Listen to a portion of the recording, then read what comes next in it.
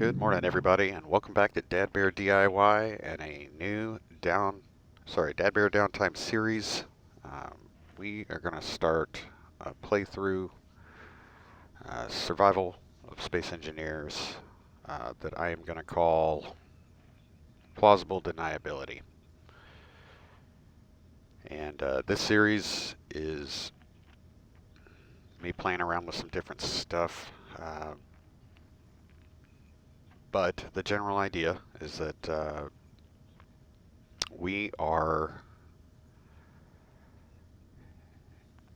in a new system gathering intel and performing infiltration ops for our faction, the Mass Effect Legends, and we are testing a new survival platform. So, what we're going to do, real quick, is go over. There are a ton of custom planets in this star system.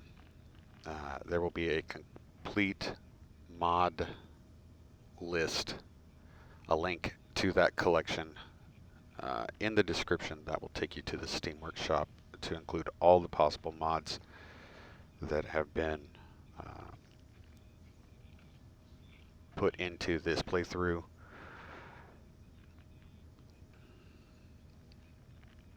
The part of the reason for this is I want to test out this small grid survival ship that I've created to see basically how it performs. You kind of get a picture of it here, but I'm going to give a quick walk around of it, and then we're just going to start moving, and I'll kind of explain things along the way. So let's go ahead and get started. For those of you that are new to the channel, welcome, and I am glad you stopped by. Real quick, let me make sure our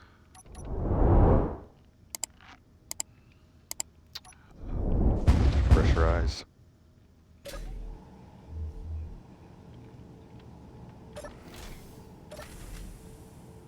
And get out here and do a quick look at the ship. I am calling this the Boll Weevil.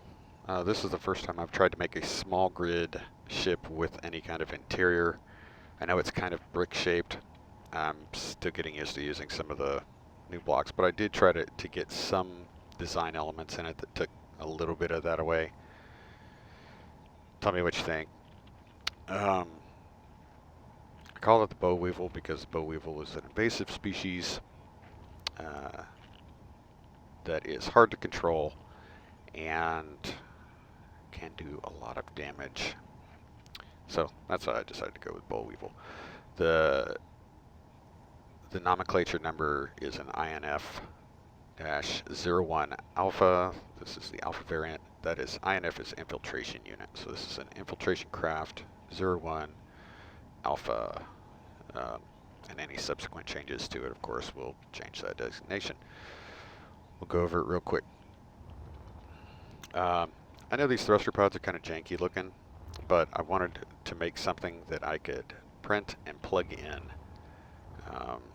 And that's exactly what I did. They were built with a merge block so that I could bring it, they can be used. They're identical. I mean, they're symmetrical, and I can take these and plug these in pretty much any direction, and they'll do the job. So I kind of wanted to do this separate pod thing. Again, small grid, 4 landing gear just in case we need to pick stuff up. It has a hydrogen boost pack. That's what these 6 hydrogen thrusters are for. We've got a rear connector. We've got 1 turret for self-defense. We've got 1 assault cannon for, we're going to call that tactical disarmament. And we've got a couple of decoy packs here. This ship is not capable of sustaining a ton of damage. Of course, the big glass canopy is indicative of that. But our job here in this system is to get in quietly, blend in, observe, and when the time is right, go in, sneak in, create some chaos for the enemy factions, and go from there. You don't want to get into a dogfight with this. That's not what this is for. We need to be able to pack up and move. It is survival capable, but it is limited. It is for a infiltration unit. It can, you can have 3 crew members, although there is only, let me go ahead and drop that. So you've got a pilot, a co-pilot / gunner. They're in control of the main cannon here. They can also deploy the decoys depending on the crew complement. And then we have, which is probably the biggest thing I'm proud of here, is the electronic warfare or electronic countermeasure station. And I tried to make this look as legitimate as possible, and I'm tickled to death about this. So we've got, if we sit here and we look, we've got various components here that I've arranged to look like a military naval combat information center station.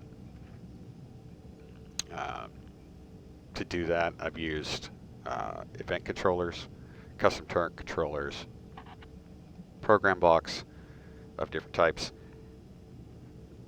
and timer blocks. So we've got our custom turret controller, automaton timer block, automaton timer block flipped around so it looks different. We've got a couple of event controllers here. And then we've got a programmable block, the automaton programmable block here, as well as a vanilla program block. And I've tried to make this information look like legitimate. So the stuff on our pen here, this is our threat database. And if we look at this, this is our SIGINT email address. So hostile factions that we know of that are here, we've got the Assert faction, Parallax, Ember, Incon, and we're actually going to be adding to this.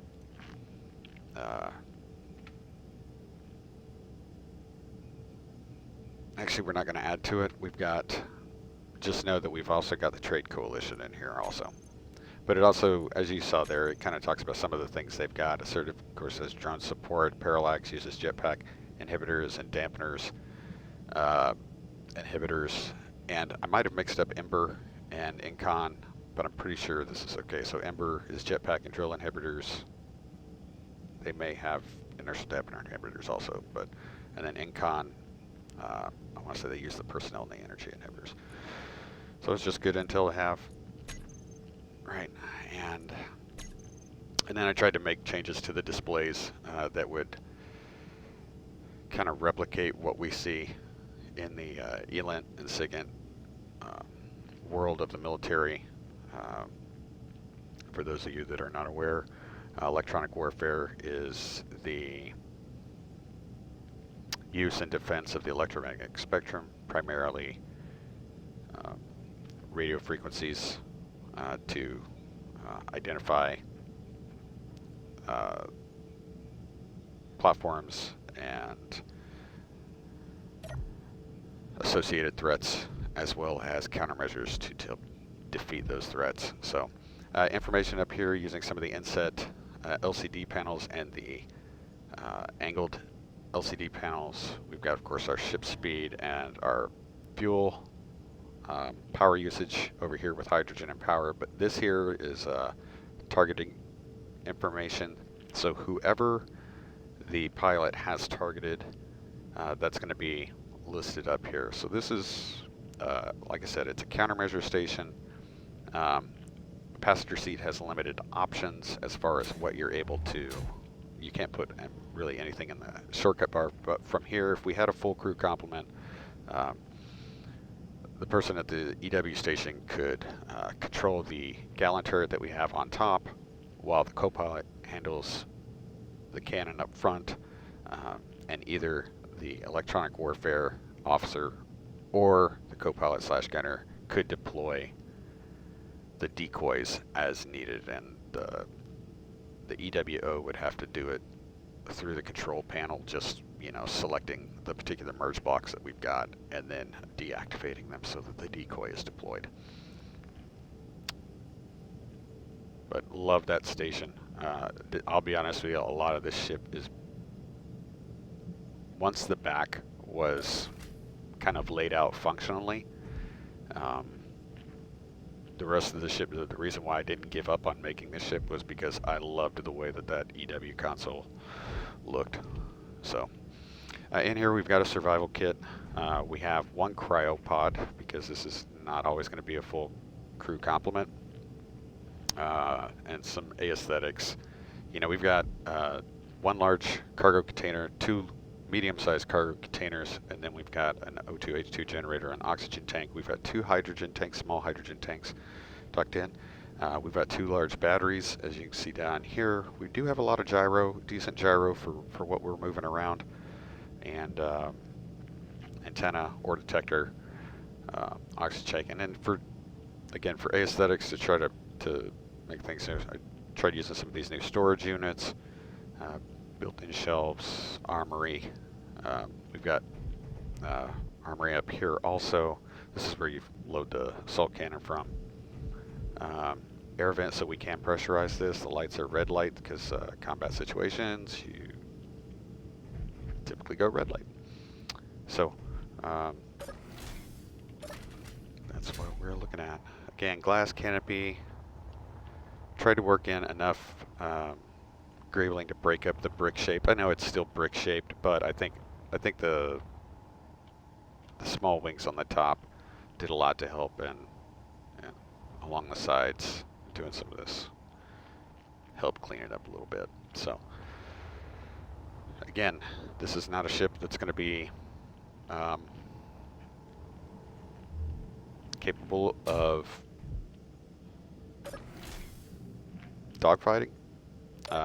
The idea is to get in. If you're going to just use any offensive capability, it's get in, get the shots, make the shots count, and get out. So the storage we have is the storage we have.